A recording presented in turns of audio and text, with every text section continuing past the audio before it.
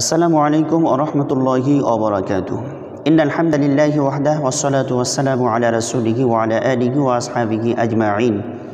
সম্মানিত দর্শক শ্রোতা মণ্ডলী, কাছের কিংবা দূরের, দেশের কিংবা প্রবাসের, যে যেখান থেকে আমাদের উম্মতের সুন্নাহ ইউটিউব চ্যানেলের পক্ষ থেকে সংক্ষিপ্ত সময়ের অত্যন্ত চমৎকার প্রশ্নের সমাধানগুলো জানছেন, শুনছেন, তাদেরকে অসংখ্য ধন্যবাদ জানাচ্ছি। আমরা আশা করছি আল্লাহ তাআলার মেহেরবানিতে আপনারা অনেক সুস্থ আছেন, ভালো আছেন। আমরাও আল্লাহ তাআলার অশেষ মেহেরবানিতে অনেক সুস্থ আছি, ভালো আছি, আলহামদুলিল্লাহ। সম্মানিত দর্শক শ্রোতা মণ্ডলী, আপনাদের জন্য ক্যামেরার সামনে যে বিষয়টি নিয়ে কথা বলার জন্য সামনে এসে দাঁড়িয়েছি, সে বিষয়টি হলো একটি পরিবারের পক্ষ থেকে কয়টা কুরবানি করা জরুরি। অর্থাৎ আমরা জানছি কোরআন এবং হাদিস থেকে একটি পরিবারের পক্ষ থেকে একটি কুরবানি করাই, একটি পশু কুরবানি করাই সুন্নাহ। এই বিষয়ে রাসূল করিম সাল্লাল্লাহু আলাইহি ওয়াসাল্লামের আমল, রাসূল করিম সাল্লাল্লাহু আলাইহি ওয়াসাল্লামের নির্দেশনা, রাসূল করিম সাল্লাল্লাহু আলাইহি ওয়াসাল্লামের ব্যক্তি জীবনের সমস্ত আমলগুলো আমরা আপনাদের সামনে তুলে ধরার চেষ্টা করছি ইনশাআল্লাহ। সম্মানিত দর্শক শ্রোতা মণ্ডলী, আমরা জানি ইবনে মাজার 3147 নম্বর একটি হাদিস, আতা ইবনে ইয়াসার রাদিয়াল্লাহু তাআলা আনহু হাদিসটি বর্ণনা করেছেন। তিনি বলছেন যে আমি একবার আবু আইয়ুব আনসারী রাদিয়াল্লাহু তাআলা আনহুর কাছে গেলাম এবং তিনাকে প্রশ্ন করলাম যে, হে আল্লাহ রাসূল সাল্লাল্লাহু আলাইহি সাল্লামের সাহাবী আবু আইয়ুব আনসারী রাদিয়াল্লাহু তাআলা আনহু, আপনি বলেন আপনাদের সময় রাসূল করিম সাল্লাল্লাহু আলাইহি সাল্লামের যুগে আপনাদের মাঝে কুরবানির প্রচলন কেমন ছিল? আপনারা একটি পরিবারের পক্ষ থেকে কিভাবে কুরবানি করতেন? সাহাবা আজমাইনরা কীভাবে আমলগুলো করতেন? আবু আইয়ুব আনসারী রাদিয়াল্লাহু তাআলা আনহুর কাছে আতা ইবনে ইয়াসার রাদিয়াল্লাহু তাআলা আনহু এই প্রশ্নটি করলেন। আবু আইয়ুব আনসারী রাদিয়াল্লাহু তাআলা আনহু আতা ইবনে ইয়াসার রাদিয়াল্লাহু তাআলা আনহুকে জানালেন যে রাসূল করিম সাল্লাল্লাহু আলাইহি ওয়াসাল্লামের যুগে আমরা সাধারণত সাহাবা আজমাইনরা কুরবানি করত তাদের পরিবারের পক্ষ থেকে এবং নিজের পক্ষ থেকে প্রতি বছর একটি করে কুরবানি তারা করত। সম্মানিত দর্শক শ্রোতা মণ্ডলী, ইবনে মাজার 3147 নম্বর এই হাদিসটি প্রমাণ করে যে একটি পরিবারের পক্ষ থেকে একটি পশু কুরবানি করা সবচাইতে ভালো এবং সুন্নাহ। টাকা যদি আপনার বেশি থাকে উট কুরবানি করবেন, টাকা যদি আপনার তার থেকে একটু কম থাকে গরু কুরবানি করবেন, এর থেকেও যদি আপনার কম থাকে একটি খাসি কুরবানি করবেন, তার থেকেও যদি কুরবানি আপনার টাকা কম থাকে তাহলে আপনি একটি ছাগি কুরবানি করবেন, এর থেকেও যদি আপনার টাকা কম থাকে তাহলে একটি ভেড়া কুরবানি করবেন। সম্মানিত দর্শক শ্রোতা মণ্ডলী, একটি পরিবারের পক্ষ থেকে একটি কুরবানি করা সুন্নাত এবং জরুরি, এটি উত্তম একটি আমল। আমরা আরও একটি হাদিস আপনাদেরকে শোনাতে চাচ্ছি।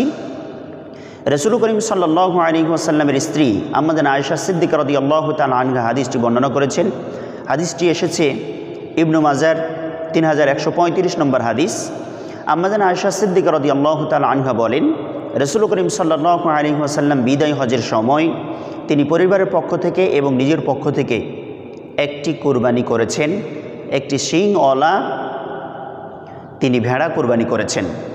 রাসূল করিম সাল্লাল্লাহু আলাইহি ওয়াসাল্লামের স্ত্রী আম্মাজান আয়েশা সিদ্দিকা রাদিয়াল্লাহু তাআলা আনহার এই হাদিস প্রমাণ করে যে বিজয় হজের সময় রাসূল করিম সাল্লাল্লাহু আলাইহি ওয়াসাল্লাম একটি উট কুরবানি করেছেন, একটি হাদিস আছে, আবার একটি ভেড়াও কুরবানি করেছেন, সেটারও একটি হাদিস আমরা প্রমাণ পাই।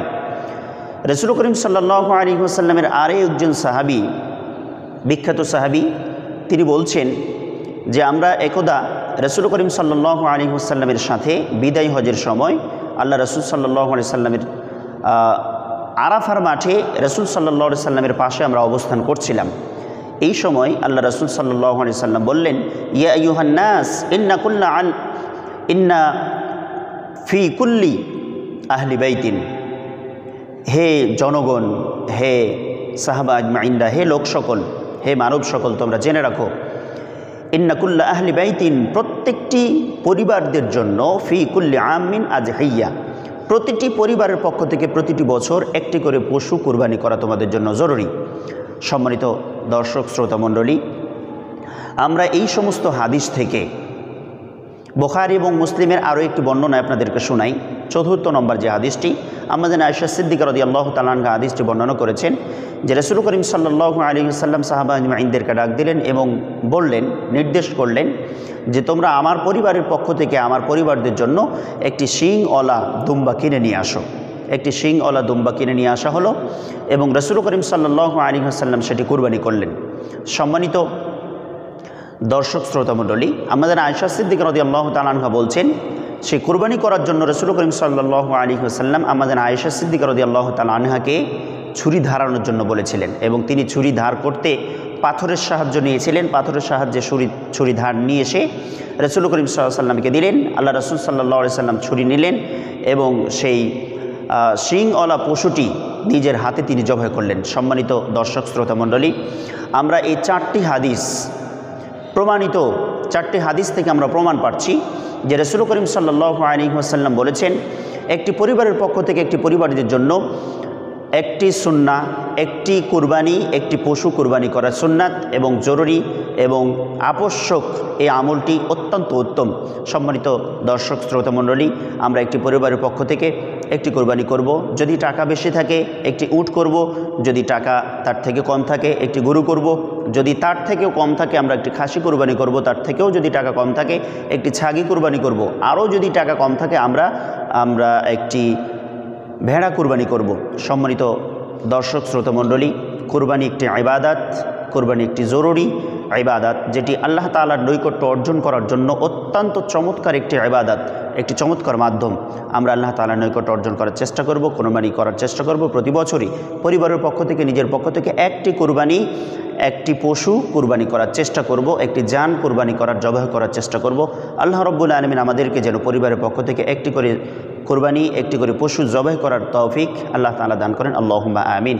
সম্মানিত দর্শক শ্রোতা মণ্ডলী, উম্মতের সুন্নাহ ইউটিউব চ্যানেলের পক্ষ থেকে যারা এই ভিডিওগুলো দেখছেন, শুনছেন, তাদেরকে অসংখ্য মোবারকবাদ জানাচ্ছি যারা চ্যানেলটি সাবস্ক্রাইব করেছেন।